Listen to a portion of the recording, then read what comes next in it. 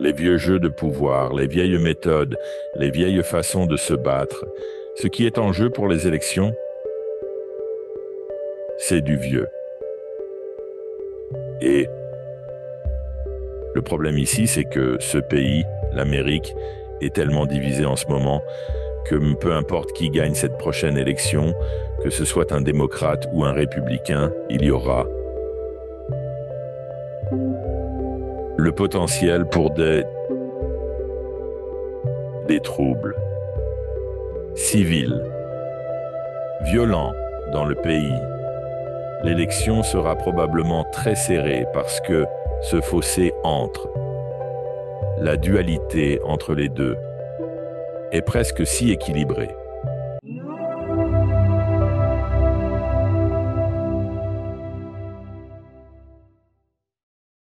Je voudrais souhaiter la bienvenue au champion en titre, Jeffrey Opie. Comment ça va, Jeffrey? Je vais très bien.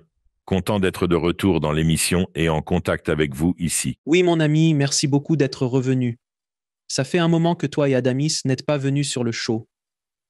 Votre premier épisode a très bien marché et quand Adamis est revenu, les gens ont vraiment adoré Adamis et les messages qu'il partageait dans cette conversation. Donc, ça fait un moment. Je voulais donc vous faire revenir. Merci. Et ça ne me vexe pas que les gens veuillent entendre Adamus. Je veux dire, c'est très bien. Je dois admettre qu'il est un peu plus flamboyant que moi. C'est un individu. C'est un personnage. Pour ceux qui ne savent pas qui est Adamus, pouvez-vous donner une brève explication de qui il est et de l'entité que vous canalisez appelée Adamus? Oui, c'est en fait Saint-Germain que beaucoup de gens connaissent. Saint-Germain est là depuis un bon moment.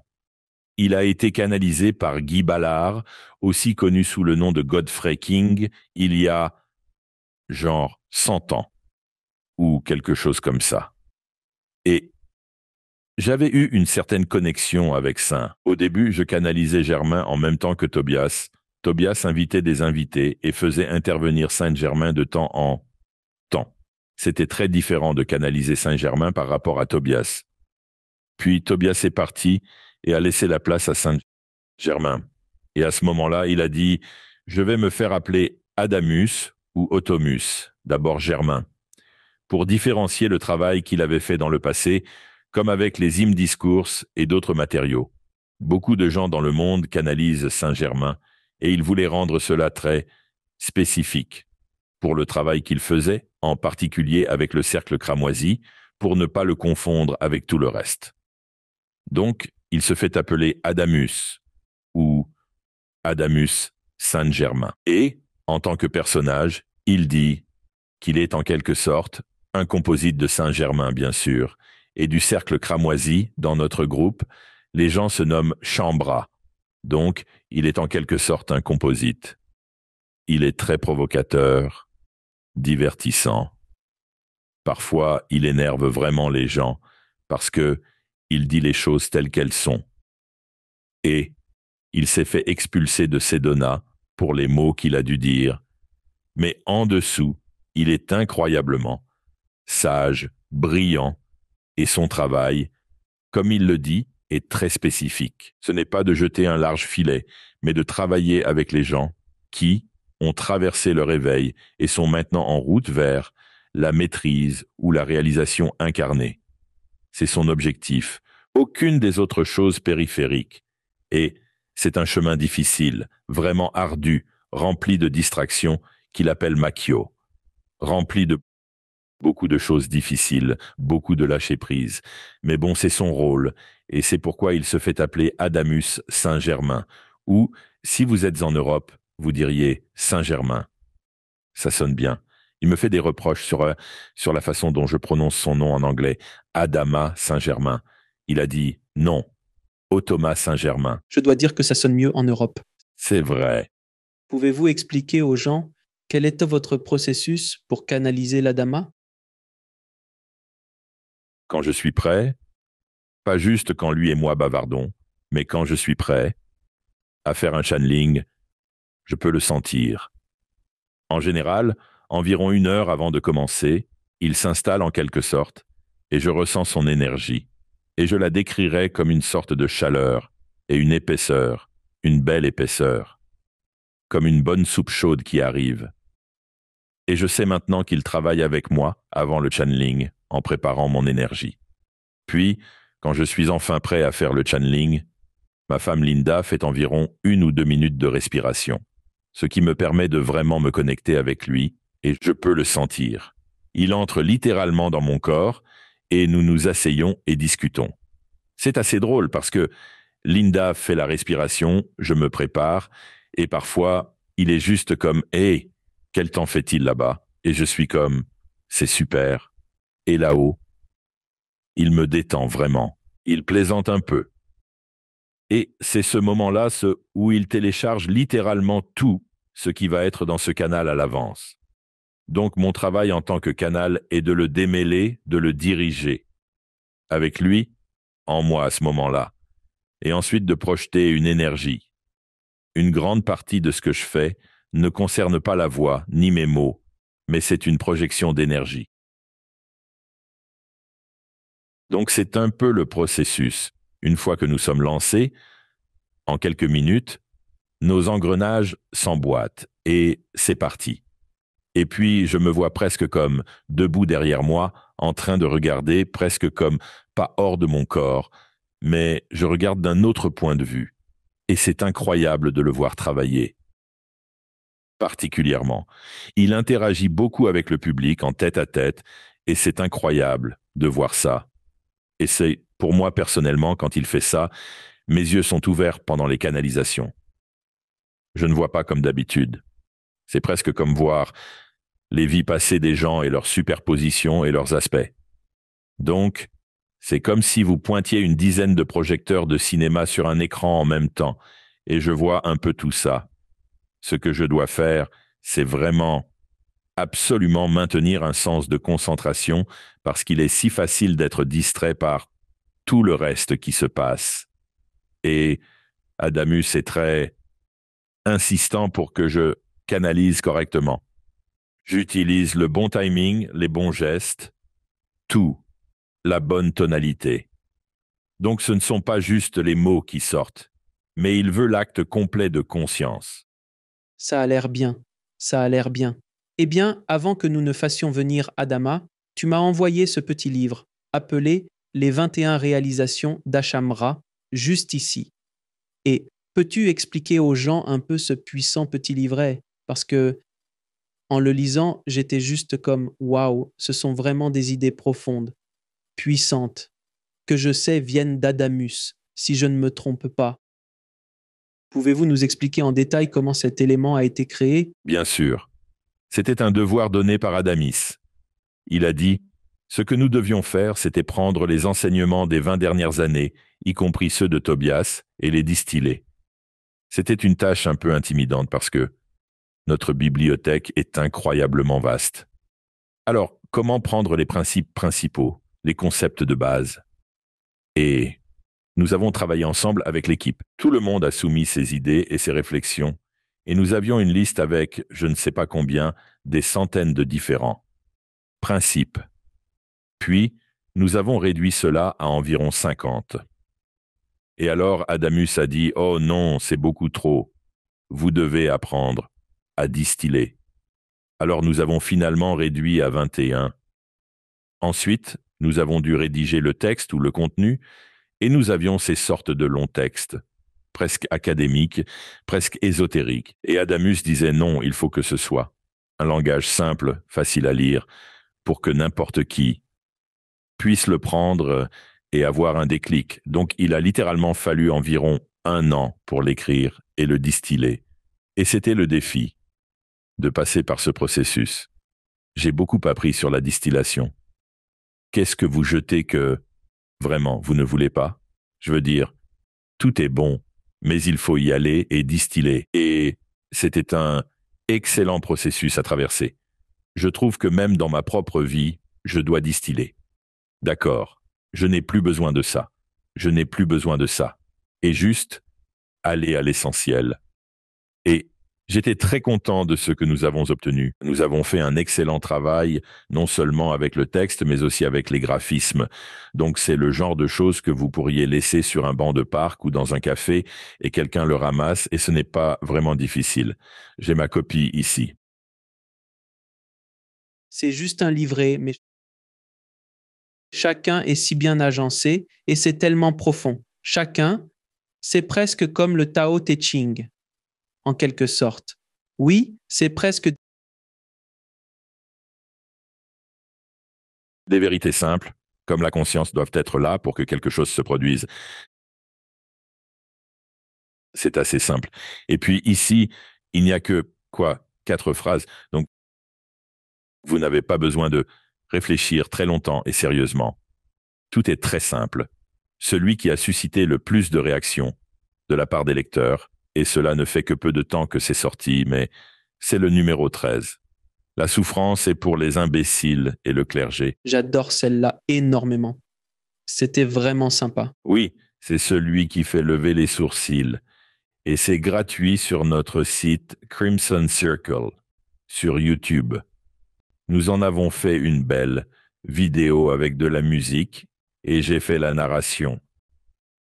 Si vous voulez le commander sur Amazon, c'est environ 8 $ pour le livret. Nous l'avons fait surtout pour que les gens du Crimson Circle puissent vraiment se concentrer.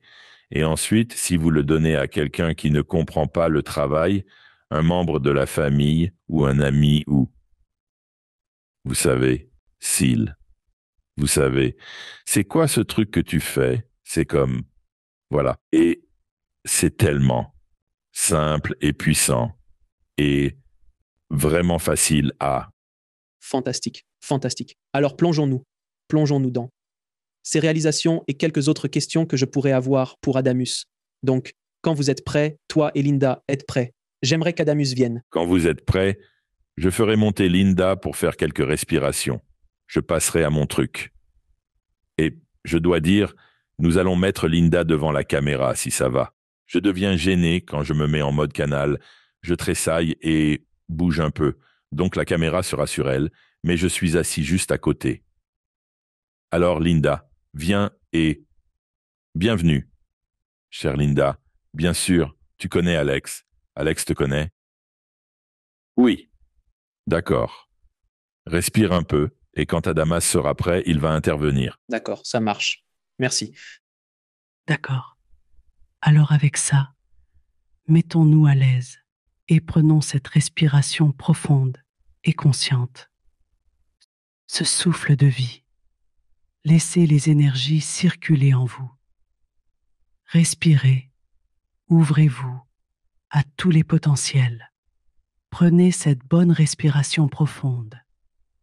Sentez-vous dans l'âme de vous. Respirez et ressentez Adamus, car il est ici. Inspirez-le. Il nous invite toujours à simplement l'inspirer. Il est là. Respirez, laissez-vous aller, en permettant de ressentir. Prenez cette bouffée de vie.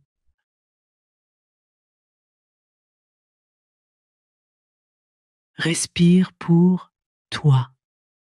Ressens l'esprit de toi ici. Respire avec présence. Respirez avec présence. C'est cette respiration profonde et consciente.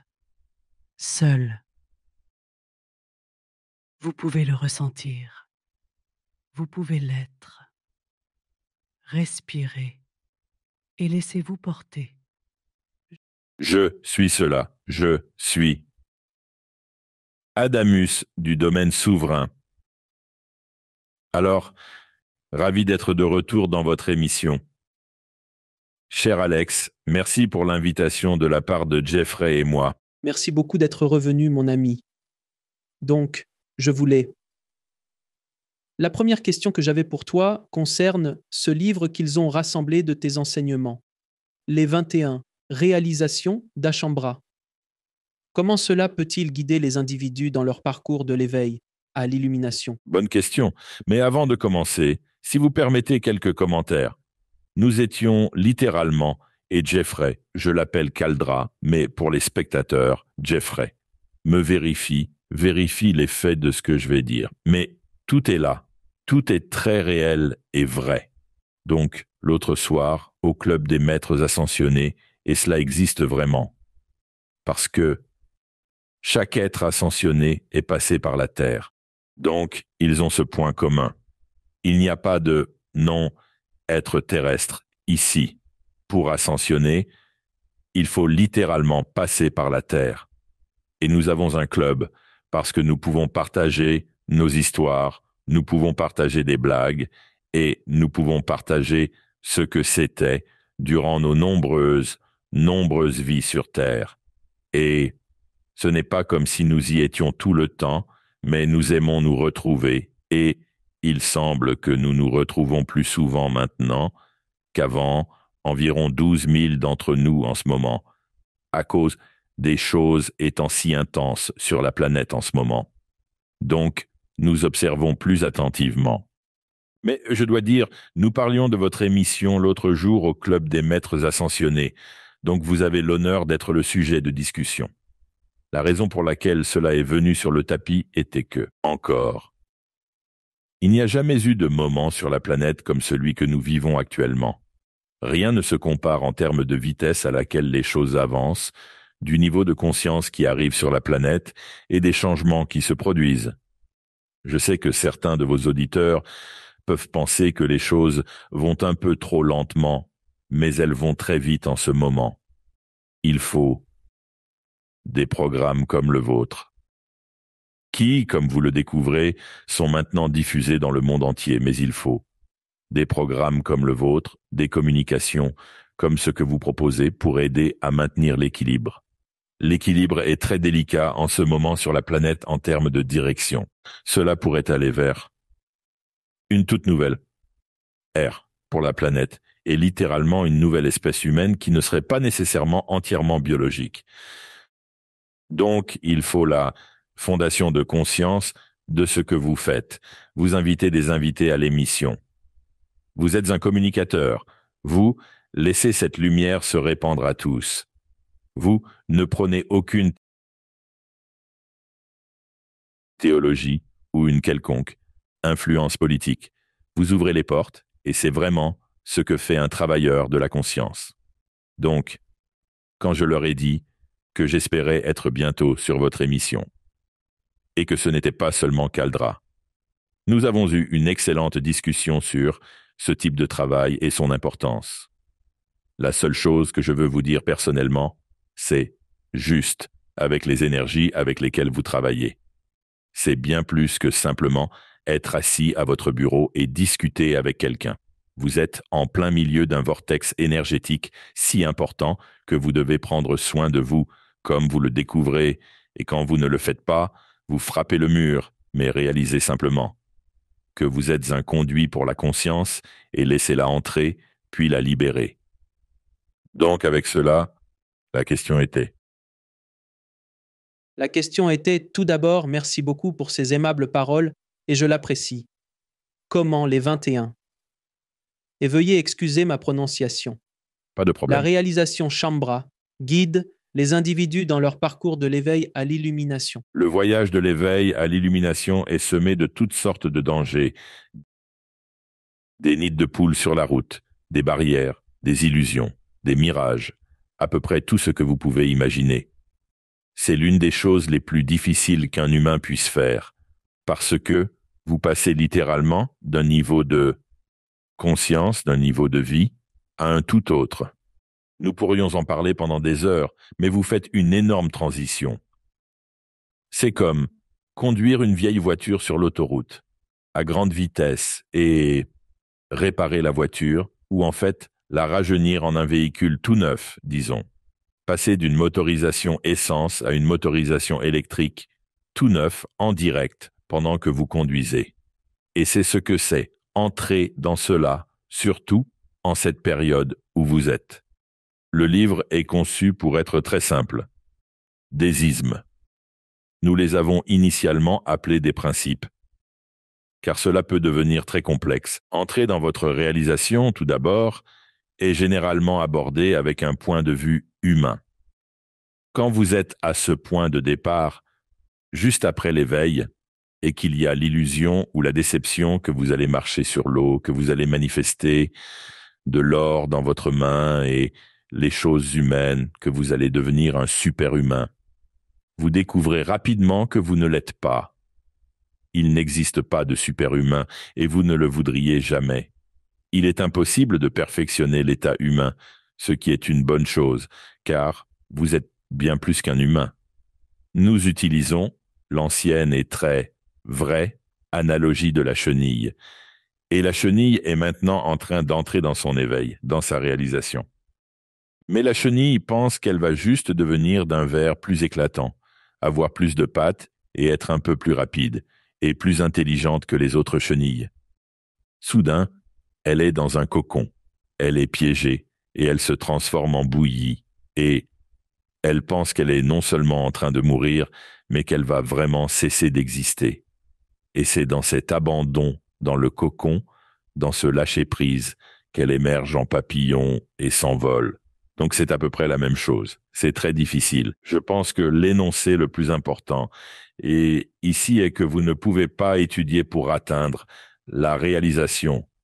Et beaucoup ont essayé. Combien de livres, combien de cours, combien de nuits exaspérantes à essayer de réfléchir pour y arriver, combien de prières. Avez-vous dit en suppliant pour une sorte de résolution? Vous ne pouvez tout simplement pas. Cela me rappelle une vie que j'ai eue il y a longtemps, en tant que rabbin juif. Et je me souviens d'être entré dans une salle avec beaucoup d'autres rabbins et j'étais stupéfait. Ça m'a frappé à ce moment-là. Ils étaient tous penchés, et c'était il y a des milliers d'années, tous penchés, étudiant ces textes et étudiant et étudiant. Et j'ai réalisé que certains d'entre eux avaient dans les 50 et 60 ans, et ils avaient étudié toute leur vie. Et leurs pères et leurs grands-pères avaient étudié le Talmud et la Torah et certains des autres livres. Et je me suis demandé dans quel but, combien de temps cela dure-t-il, quelle vérité personnelle réelle se trouve dans ces livres. De bonnes informations, bien sûr, mais quand on s'engage dans cette spirale d'études, on n'y arrive jamais. Il faut en fait tout laisser aller, tout relâcher. Et je dis aux gens du cercle cramoisi, même à un moment donné, vous lâchez tout cela. Vous vous éloignez du Crimson Circle. Caldera est consterné par ce que je dis, mais vous vous éloignez et à un moment donné, vous pourriez revenir maintenant en tant qu'enseignant, pas en tant qu'étudiant. La chose la plus importante que l'on peut tirer de ce petit livret est que la réalisation est un processus naturel. L'illumination, peu importe comment vous l'appelez, est un processus naturel. Vous êtes venu sur Terre en tant qu'être angélique. Vous êtes descendu dans la biologie. C'est toute une expérience. Puis tu as un peu tourné autour du cercle, vie après vie, et finalement tu arrives au bas du cercle, peut-être après 800, 900 vies, et tu te dis, je suis tellement perdu, je suis tellement coincé, et maintenant tu commences ton ascension, hors des schémas de vie, hors du karma, hors de ce manège. Tu le fais parce que quelque chose en toi dit, c'est fini. J'en ai assez. À ce stade, il est important de réaliser que tout cela est naturel. Vous allez évoluer à travers ce cycle de vie. Vous allez évoluer à travers votre propre karma. Vous allez parvenir à une réalisation consciente de l'être souverain que vous êtes. Vous aurez la beauté de toutes vos expériences humaines et de vos vies, mais sans les ennuis. Sans, vous arrivez à un certain point et tous les vieux souvenirs, ceux qui vous hantent même en tant qu'humain, mauvaise vie, mauvaises expériences, sont soudainement transformés en sagesse. Sans tous les petits détails, sans toutes les douleurs, les peines de cœur, les meurtres et tout le reste, tout est transmuté en sagesse. Il y a une gravité naturelle que j'appellerais une gravité expansive, qui vous pousse à passer de votre succession de vies humaines à la réalisation. Moins le côté humain interfère avec cela et pense qu'il doit le contrôler ou l'étudier ou se perdre dans les clichés, plus c'est facile, vous y arriverez d'une manière ou d'une autre. Mais Tobias, un de mes amis maîtres ascensionnés, a dit un jour à quelqu'un qui posait la question « Que puis-je faire ? Quelle est la meilleure chose que je devrais faire ?» Et il a dit « Dégage de ton chemin. Tu traverses un processus naturel. Et oui, parfois je comprends que tu veux avoir tous ces petits outils et bibelots et petites devises et dictons et tu veux faire des rituels. Laisse tout ça de côté et fais confiance à ton propre esprit. C'est aussi simple que ça. Simple mais difficile. Donc, pour moi, c'est le principal, c'est tu traverses un processus naturel. Laisse faire. Tu ne peux vraiment pas faire d'erreur à moins de penser que tu dois intervenir. L'autre jour, j'ai commencé à avoir ces pensées sur où nous en sommes maintenant en tant qu'espèce, consciemment, et à quelle vitesse les choses évoluent, et à quel point nous prenons tout ce qui se passe au sérieux, autour de nous dans notre vie, comme nous le devrions. Parce que le jeu auquel nous jouons, les règles sont que nous devons prendre les choses au sérieux. Si nous ne prenons pas les choses au sérieux, il n'y a pas vraiment de sens au jeu. Le jeu devient juste errant. Mais je me souviens avoir pensé que si nous nous concentrons juste à ce moment précis, si nous revenons 300 ans, 500 ans, toutes les inquiétudes et la folie et la conscience qui étaient si basses pendant les âges sombres, oui, nous regardons cela maintenant en pensant, presque comme si c'était un film, qui n'aurait pas pu se produire. Il n'aurait pas pu être l'Inquisition espagnole. Est-ce que cela s'est vraiment passé? Les croisades ont-elles vraiment eu lieu? Et puis, je me projette 300 ans dans le futur et comment ils doivent nous regarder de la même manière que nous regardons le passé. Comment pouvez-vous, en quelque sorte, le reformuler? Ne pas prendre cette chose trop au sérieux, parce que si vous la regardez avec un angle beaucoup plus large et que vous la voyez juste comme je l'ai décrite, vous commencez à penser, eh bien, oui, parce que même si vous vous regardez il y a 100 ans, vous les voyez comme, oh, regardez ces pauvres types, oh, ils faisaient ceci ou cela, ils faisaient ceci ou cela. Mais je vous promets que dans 100 ans, 200 ans ou même 500 ans, leur apparence sera moins sauvage et plus civilisée, c'est certain. Il est presque impossible de le mettre sur une échelle linéaire comme ça. Si vous regardez, je vais appeler ça la progression de la conscience qui se déroule sur une planète. Et si vous remontez, disons, il y a 2000 ans à l'époque de Yeshua, et que vous comparez à maintenant, c'était très plat. Pendant longtemps, il ne se passait pas grand-chose. Vous pouvez juste regarder les inventions de l'homme pendant cette période. C'était un grand événement quand la première machine à coudre a été développée. Je veux dire, c'était un grand événement. Ou la machine à vapeur, ce sont des inventions monumentales, qui n'ont eu lieu que dans les années 1700. Puis les choses ont commencé à s'accélérer de plus en plus. Et maintenant, nous avons non seulement une croissance en forme de bâton de hockey, mais nous sortons littéralement des graphiques d'ici 2050. Certains appellent cela la singularité. Moi, j'appelle ça le tout nouveau monde, la nouvelle création. Toutes vos vies passées et vos vies futures se déroulent essentiellement, toutes en ce moment. Il n'y a vraiment pas... Le temps est la plus grande illusion de toutes. Mais en gros, ce qui se passe, c'est qu'ils se produisent tous en quelque sorte. Mais il est très difficile de se connecter à une vie, même dans 100 ans, parce que ce n'est plus à ce niveau. C'est hors des graphiques, c'est ailleurs. Et, de votre point de vue, oui, vous regardez en arrière depuis ce point et vous ne pouvez même pas croire le niveau de changement qui se serait produit en si peu de temps. Pour revenir à votre point, les humains prennent les choses un peu trop au sérieux. Ils se laissent vraiment emporter par leurs propres affaires.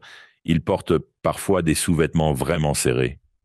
Et je suppose que c'est parce qu'ils se sentent seuls. Pas à cause des autres, mais seuls en eux-mêmes. Ils ne sont pas connectés à ce que j'appelle le moi-maître. Maintenant, le maître, selon ma définition, est la culmination de toutes les vies, futures et passées, réunies en un être. Le maître, qui est rempli de sagesse, ne se soucie pas de tous les détails, ne se soucie pas de quel était votre nom dans une vie passée, ou combien de mauvaises choses vous avez faites, ou quoi que ce soit de ce genre. Tout a été distillé en sagesse, et c'est ça le maître. Ce n'est pas l'âme, comme beaucoup de gens le décriraient. C'est la personnification des vies humaines réunies en sagesse, à laquelle il est assez facile de se connecter. C'est alors que vous découvrez que vous n'êtes vraiment pas seul. Vous n'avez pas besoin de partir à la recherche de votre âme ou de votre essence ou quoi que ce soit de ce genre, car cette facette de vous comprend le voyage humain, du début à la fin. Et ce maître n'est pas quelque chose que vous, en tant qu'humain, pouvez créer ou essayer d'imaginer. Il est déjà là. Il est déjà juste ici. Il s'agit de le permettre, de le laisser entrer et d'être vraiment silencieux quand vous le permettez. Et puis, oui, il faut avoir un sens de l'humour. Mon cher ami, Katumi, Lao Sing est le maître de l'humour et c'est comment transformer même la situation la plus difficile et la plus exigeante en un bon rire. Et c'est tellement important. Il faut avoir un sens de l'humour. Je veux dire, regarde ce que tu as créé. Il faut pouvoir en rire. Cela nous ramène maintenant à ce livret 21 réalisations. Vous distillez tout. C'est si facile de se laisser prendre par toutes ces choses. Et si vous suivez les actualités, c'est encore plus de choses. Et tout ce qui se passe et ce qui vous arrive, et vous vous laissez emporter par la partie ésotérique, et c'est tout mental, c'est tout des bêtises. C'est vraiment juste du bruit, c'est comme des parasites. Si tu permets simplement à ce maître intérieur d'être présent avec toi, et c'est toi, et distille tout, arrête de tout analyser, va à l'essentiel, ça rend la vie tellement plus facile. Beaucoup, beaucoup plus facile. Comment les concepts de victimisation et de guérison, tels qu'ils sont décrits dans les réalisations, transforment-ils la souffrance personnelle en maîtrise? Oui, donc, l'une des premières choses à réaliser, c'est qu'il n'y a vraiment pas de victime et pas de bourreau. Je veux dire, il y en a, mais ce sont des jeux que nous jouons. Et il y a une mise en scène dans le fait d'être une victime.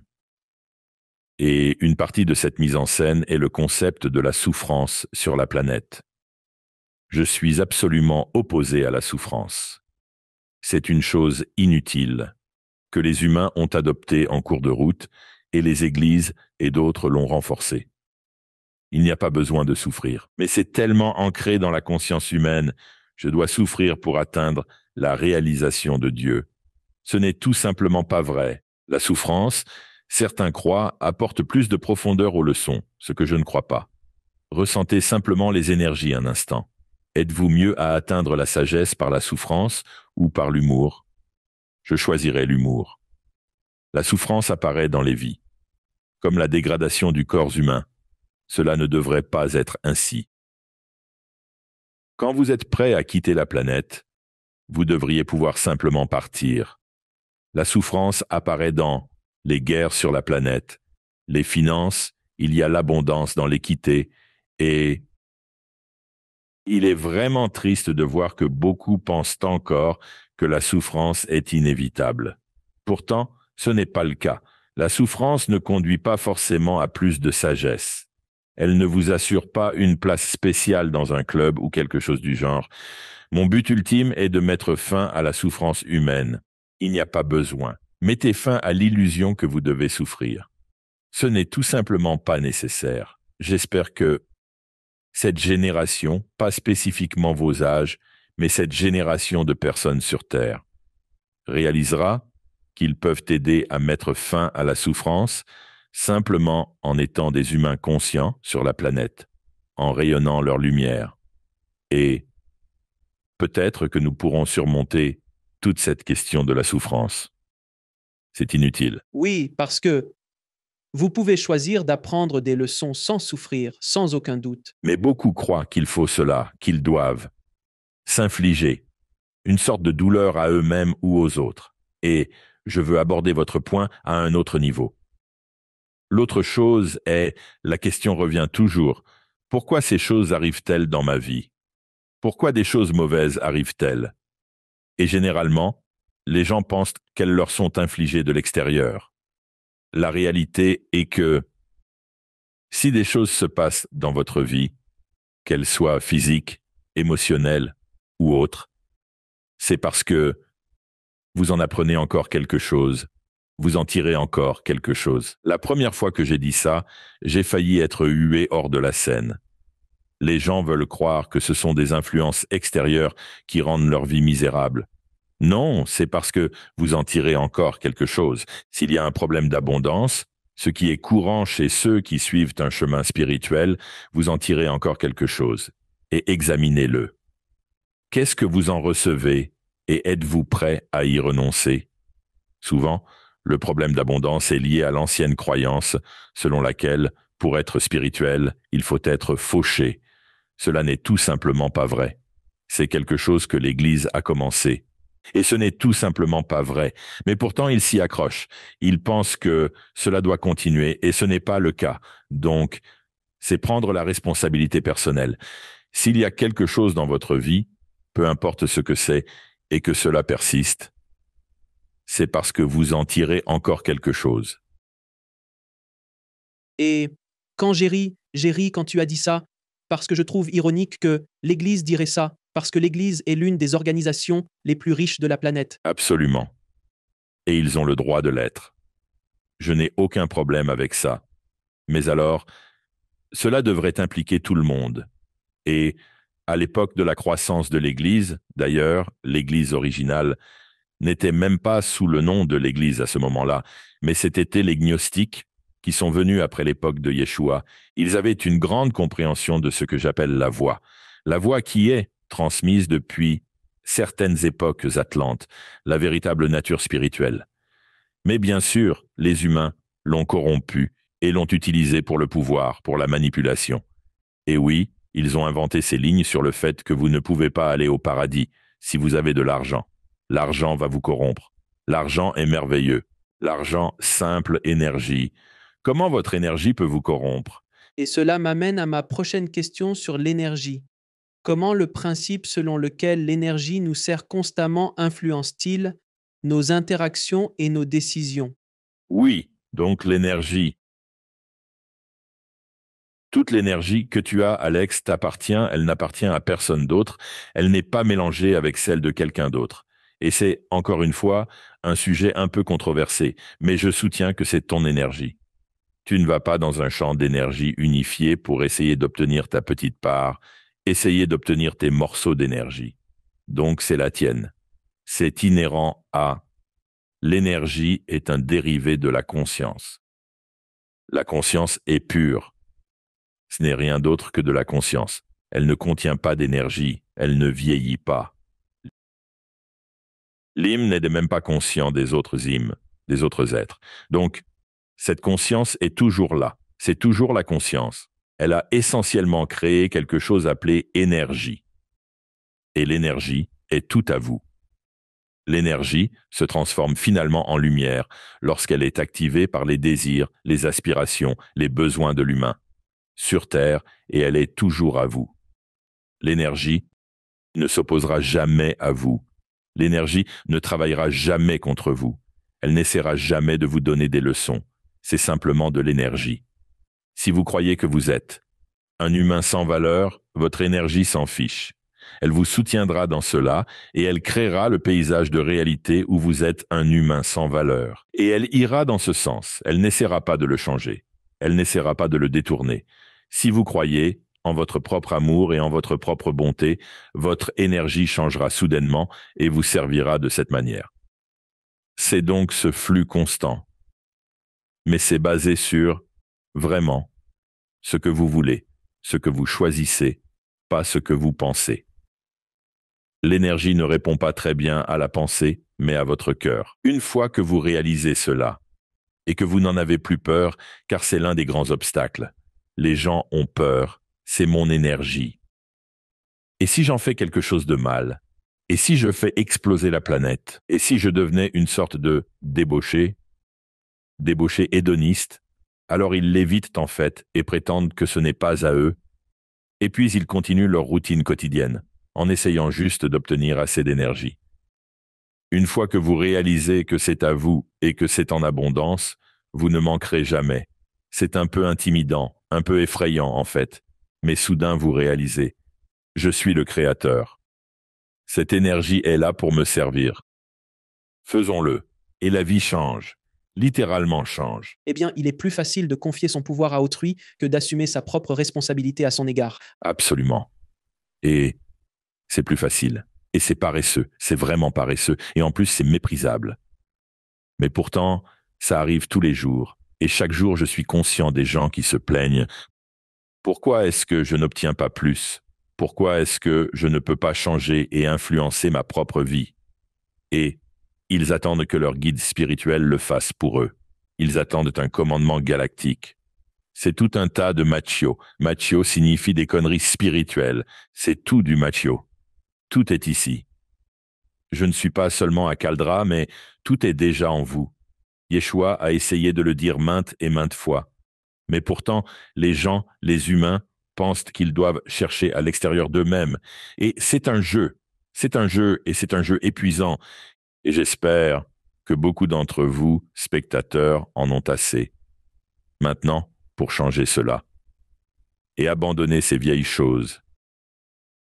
Cette génération sur la planète en ce moment, ceux qui sont dans leur illumination, réalisation, et ou ceux qui y viennent, vous allez changer la planète avec la conscience, pas avec un agenda, pas parce que je suis très opposé à être des militants. Il y a assez de militants sur la planète. Vous n'avez plus besoin de faire ça. Votre rôle est d'être ici, de rester ici sur la planète, dans cette biologie, et de rayonner votre lumière. Sur la planète sans agenda, pas pour mettre fin aux guerres ou pour résoudre les problèmes environnementaux. D'autres personnes s'en chargeront. Votre tâche en ce moment est de passer au niveau supérieur. Et vous, Alex et vos auditeurs, nous sommes ici pour apporter la conscience et la lumière. Cela illumine des potentiels que d'autres humains n'auraient peut-être pas vus. Nous n'essayons pas de leur dire quoi faire.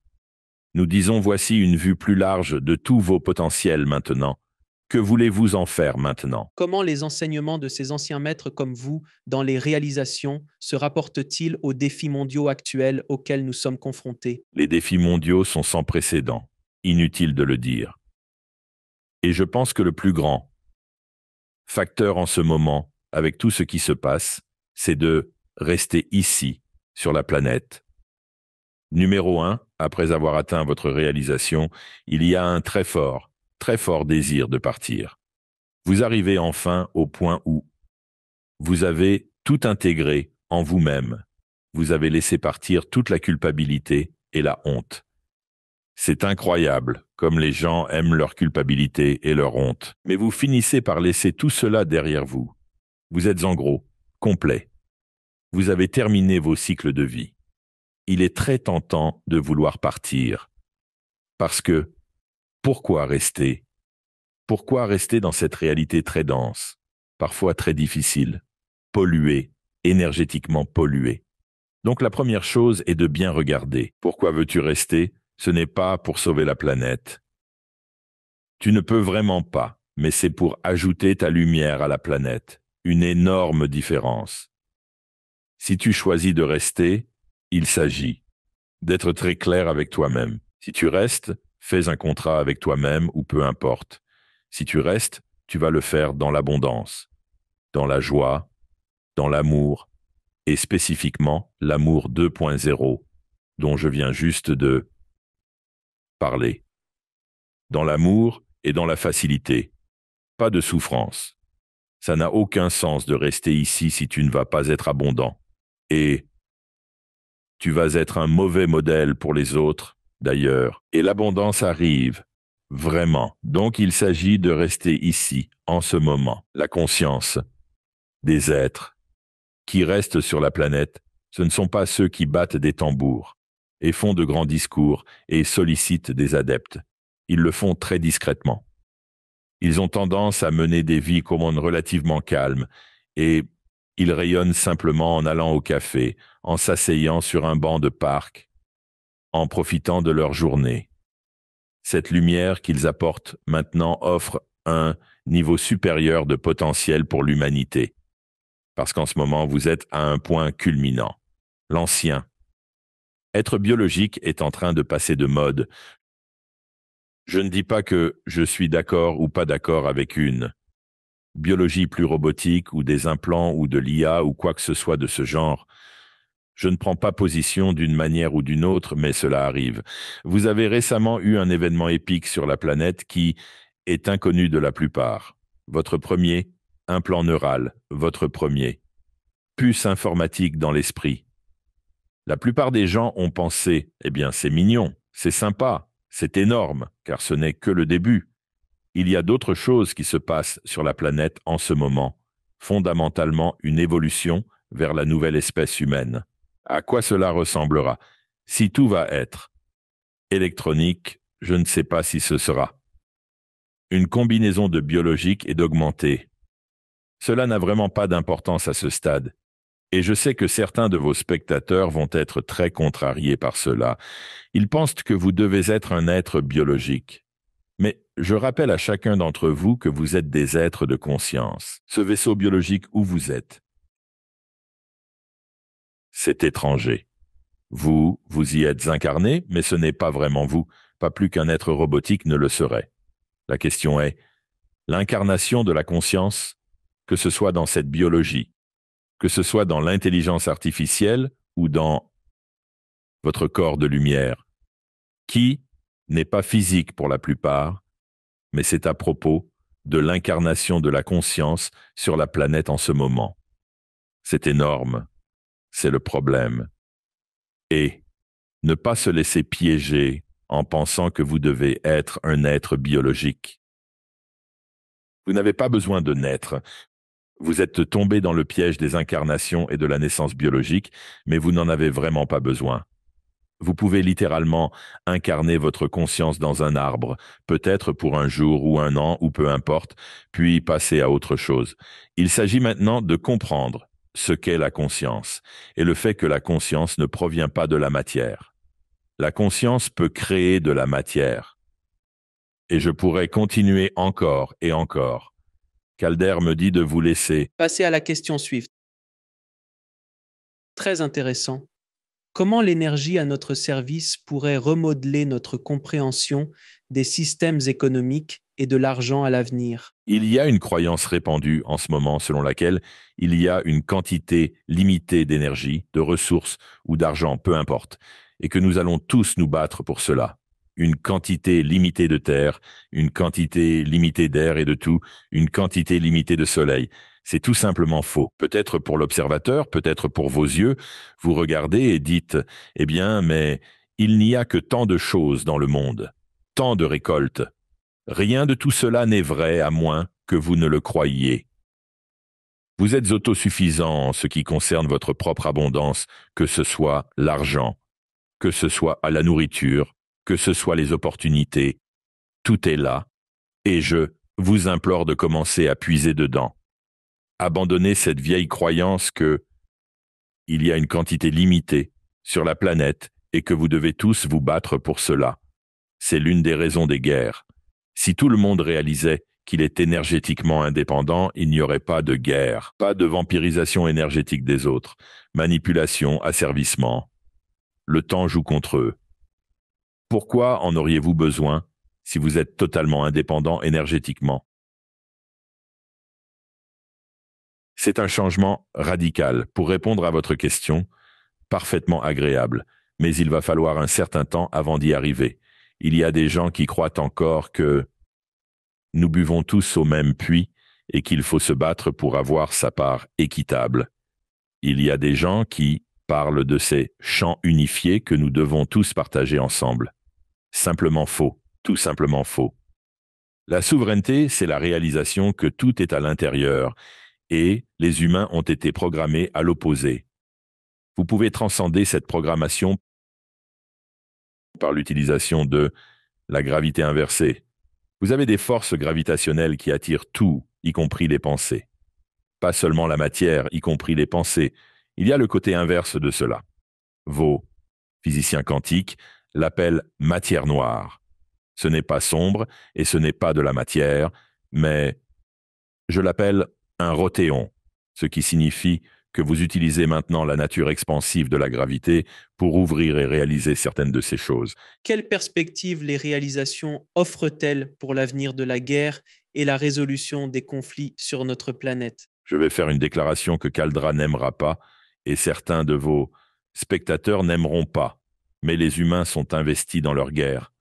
Les humains aiment leur guerre, malheureusement, parce qu'ils peuvent démontrer leurs muscles, ils peuvent jouer à des jeux de pouvoir, ils peuvent prendre aux autres. C'est un concept très ancien. D'ailleurs, les guerres remontent même avant l'existence de la Terre. Des guerres ont eu lieu dans les royaumes angéliques, pas avec des missiles, des bombes et des fusils, mais des batailles. Les premières batailles dans les royaumes angéliques portaient sur la conviction que vous aviez la réponse. Tu savais comment rentrer chez toi. Nous étions tous là, des êtres angéliques, en dehors de ce que nous appellerions la maison ou l'existence. Et nous flottions là-bas, pour ainsi dire. Et c'est comme comment rentrer chez moi. Comment rentrer chez moi.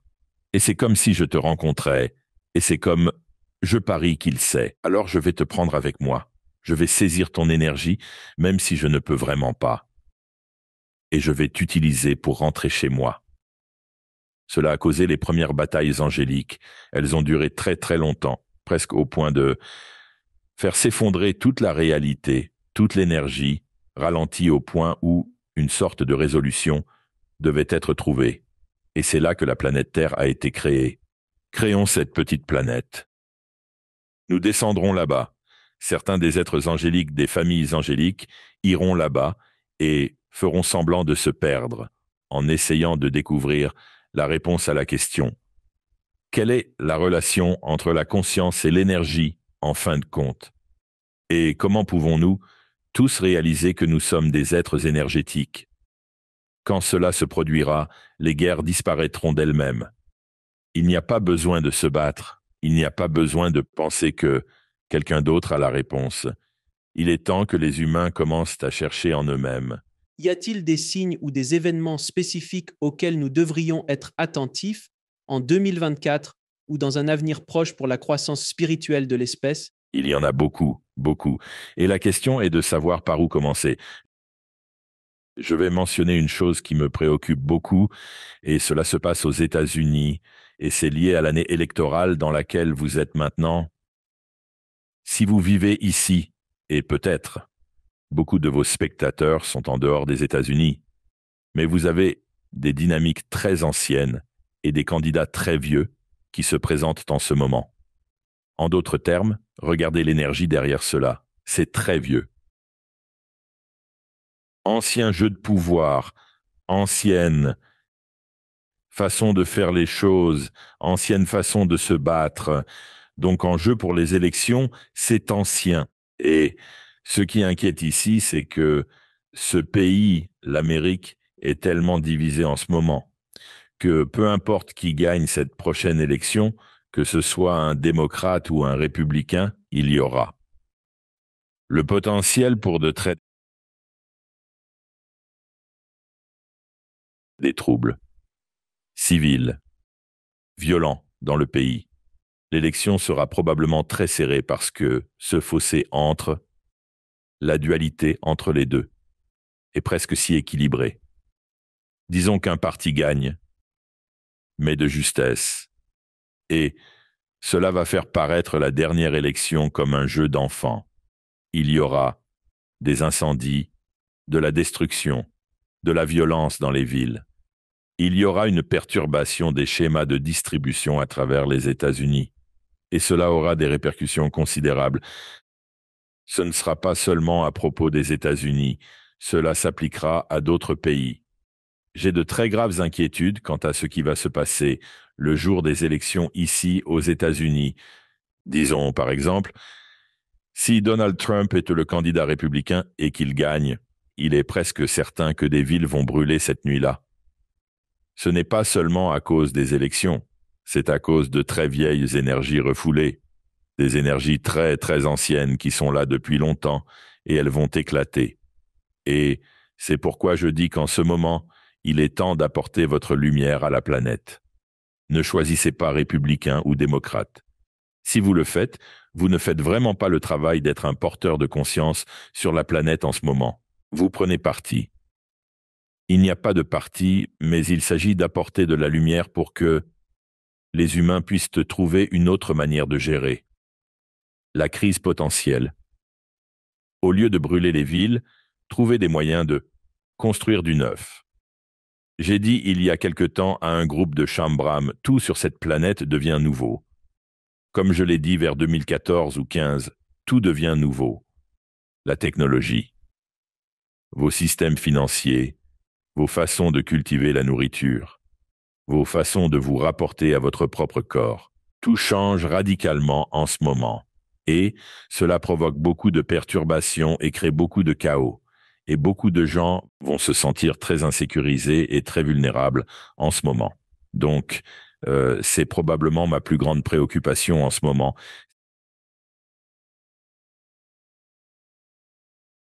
Cette nouvelle génération d'IA dans laquelle vous êtes, l'IA va être appliquée à tout, que ce soit vraiment de l'IA ou non.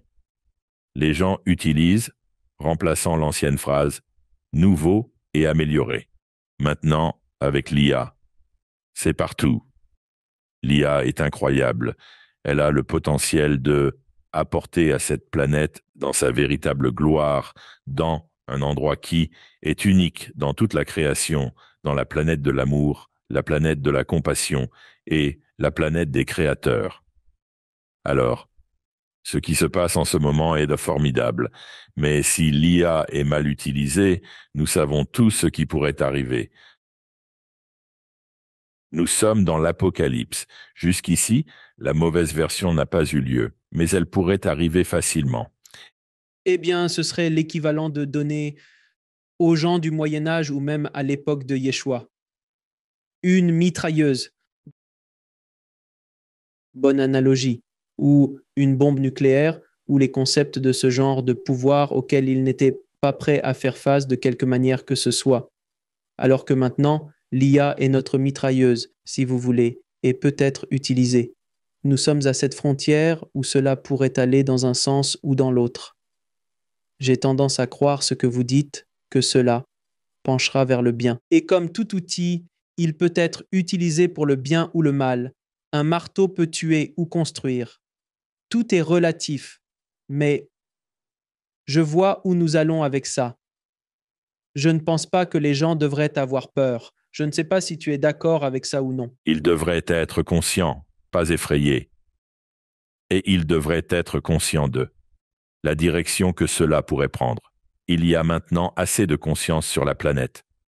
Plus tôt dans l'année, nous avons eu ce qu'on appelle la croix du paradis, qui était l'ouverture entre les royaumes, et il est plus facile d'accéder à la divinité et d'apporter plus de conscience. Nous avons augmenté d'environ 2% depuis le 22 mars 2023. Et cela ne semble pas beaucoup, mais c'est une grande infusion de conscience. Et à un moment donné, nous atteindrons environ 7%. Cela fera toute la différence. Et je suis d'accord avec vous, je pense que la planète va dans la bonne direction, mais sans beaucoup de cris et de bruit des autres. Mais oui, je le crois. Il y en a assez qui se sont réincarnés sur la planète maintenant et qui apportent cette lumière. Certains demanderaient, eh bien, pourquoi vous, maîtres ascensionnés, ne brandissez-vous pas simplement vos baguettes pour le faire? Nous ne pouvons pas. Tout d'abord, nous n'intervenons pas. Nous conseillons? Nous n'intervenons pas, mais nous ne pouvons pas le faire. Vous devez être, dans ce domaine, le domaine fait d'énergie, de lumière et de gravité, et finalement de matière, pour agir. Donc, nous ne pouvons vraiment pas. Nous sommes un peu comme des conseillers. Mais je crois vraiment, et j'ai récemment affirmé que, après avoir traversé quelques années difficiles à venir, cette planète évoluera en le plus bel endroit de toute la création. Quels sont les plus grands défis que l'humanité doit affronter cette année à venir? Leur propre obscurité. Et je ne pense pas que les gens vont se réveiller le matin et y faire face, mais il y a une peur de l'obscurité. Il y a une peur de. C'est ce qui s'oppose à la lumière, et du moins c'est ce que les gens pensent. L'obscurité n'est pas ce que les églises en ont fait, ou ce que les autres disent. C'est un jeu magnifique en réalité dans lequel de nombreuses personnes sont impliquées. Nous devons avoir notre part d'obscurité et notre part de lumière. C'est vraiment un jeu. En fin de compte, il n'y a vraiment ni obscurité ni lumière. Comme l'a si joliment dit Tobias il y a des années, l'obscurité est votre divinité. Cela signifie que ce que vous appelez votre obscurité est l'endroit en vous, un endroit d'amour véritable qui retient toutes les choses que vous n'aimez pas chez vous. C'est la décharge, c'est le dépotoir qui retient les choses que vous n'avez pas acceptées ou aimées chez vous. Quand les gens réalisent que ce n'est pas de l'obscurité, au sens d'une mauvaise force, c'est juste ce qu'ils n'aimaient pas chez eux. Peut-être qu'il est temps de s'occuper de cette obscurité. Toutes les choses qui y sont retenues, toute la haine de soi et toute la minimisation et tout. Le manque de vraie grâce, qui appelle alors la souffrance, ce qui apporte plus d'obscurité. En fin de compte, quand les humains commencent à ne plus avoir peur de leur obscurité et réalisent que il n'y a pas de force opposée et que leur obscurité n'est pas ce qu'ils pensaient qu'elle serait, était ou ce qu'on leur a enseigné qu'elle était, alors cette planète aura fait d'énormes progrès, des progrès énormes. L'obscurité n'est pas mauvaise. Ce sont simplement des choses dont vous avez ressenti de la honte ou de la culpabilité en vous. Il n'y a pas de force maléfique là-dehors. Les gens font des choses atroces, mais ce n'est pas comme s'il y avait un Satan là-dehors. Ça n'existe tout simplement pas. Alors, c'était un vieux jeu. Il est temps que cela se termine. Les gens doivent affronter leur obscurité. Et enfin, quel message d'espoir ou de guidance offririez-vous à ceux qui aspirent à une croissance spirituelle face aux défis du monde moderne? Simplifiez et distillez. Sortez de votre tête. Comprenez que, bien que vous soyez dans cette réalité et que vous croyez qu'elle est linéaire, vous croyez devoir passer par beaucoup d'étapes, y compris beaucoup de souffrances. Ce n'est vraiment pas le cas. Vous pouvez en sortir quand vous le souhaitez. Cette réalité dans laquelle vous êtes, que vous pensez être le temps et l'espace, ne l'est vraiment pas. Je veux dire, en fait, il n'y a pas vraiment de notion de temps ou d'espace. Ce sont des concepts intéressants, mais ce ne sont pas des lois physiques strictes. Il n'y a vraiment rien d'autre en fin de compte que ton être, ta conscience, ton énergie, qui te permet alors d'expérimenter cet être, ta lumière, qui est l'énergie mise en mouvement, et finalement la gravité, qui est une force qui rassemble tout ou l'étend et l'ouvre. Donc, mon point est, je ressens vos spectateurs en ce moment, vous êtes juste saturés de tant de choses mentales. Et puis ça te perturbe, ça t'épuise, ça te rend malade physiquement. Tu as une constipation mentale en ce moment. Laisse ton esprit entrer. Ton esprit est si beau, si élégamment simple, permets à ce maître d'entrer sans lui dicter sa conduite, ni chercher à le contrôler. Évite de te métamorphoser en surhomme, laisse-le cheminer à tes côtés chaque jour, en privilégiant la simplicité et l'authenticité. Avez-vous un dernier message pour le public? Oui, vous êtes ici à ce moment très spécial. Si vous écoutez ceci, vous avez choisi d'être ici. Je l'appelle le temps des machines, basé sur un livre que j'ai écrit lors de ma dernière vie physique sur la planète, où je me suis projeté dans le futur, spécifiquement en l'an 2020. Et j'ai regardé autour de moi et j'ai vu tout ce qui se passait. J'ai vu la prolifération de la technologie.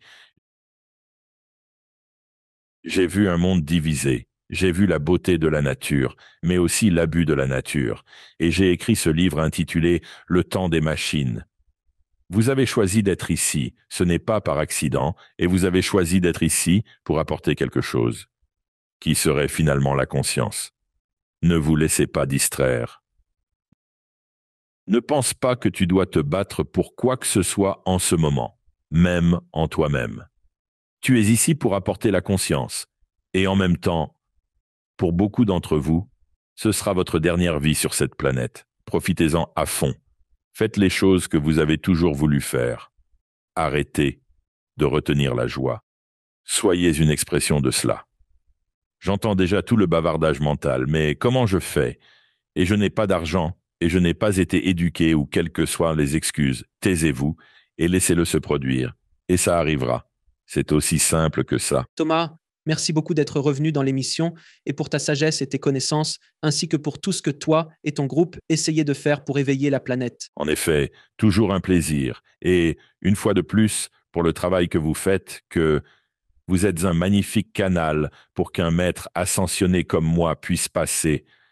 Travailler avec vous pour continuer à faire briller cette lumière. Alors, votre travail a ses défis, je le sais, de nombreuses façons pour vous, mais je vous demande de prendre une profonde inspiration et de réaliser ce que vous faites vraiment et comment vous facilitez ce moment incroyable sur la planète.